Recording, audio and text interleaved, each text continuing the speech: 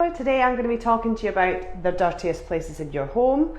I'm going to be highlighting 3 dirty places and giving you my top tips in terms of how to combat the bacteria in these places. So let's get started.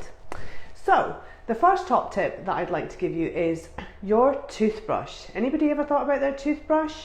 So in our house, what I do with our toothbrushes is I have a cup, fill the cup with water, put the toothbrush head into the water, and then I drop in a denture tablet. The denture tablet sanitizes the water, sanitizes our toothbrush, get rid of any bacteria. Your mouth is one of the most bacteria ridden places in your life.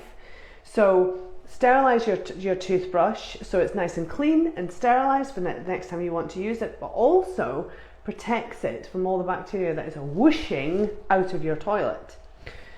This is top tip number 2.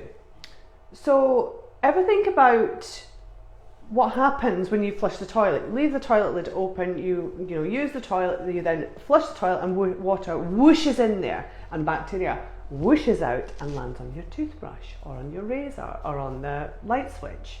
That light switch, you then touch that light switch as you go out and then you touch your face. And the bacteria from the toilet, the fecal bacteria potentially, is then nestling and multiplying on your face. That is how you get norovirus. So to avoid this, just close the lid. Close the lid of the toilet and then flush the toilet, and the bacteria stays in the toilet where it belongs. Top tip number 2. Top tip number 3 is messy and dirty fridges. So I like to keep our fridge really, really clean and hygienic. Any kind of sloshes of milk or spilt juice or anything like that, I'm all over. So generally the day before we go and get our shopping, or I get the shopping delivered, depends how busy I am, I empty the fridge, put it all on the sides, take out all the shelves, put the shelves in the dishwasher, run it on a really hot cycle. The hot temperature of that cycle will kill and manage the bacteria. And then I'll just take a cleaner sanitizer, which I'll link below, cleaner sanitizer, spray it all over everywhere in the fridge, leave it for 30 seconds and then wipe it down. Then I know the bacteria is gone, my hygiene in my fridge is managed, and my food is uncontaminated when it gets delivered with the shopping.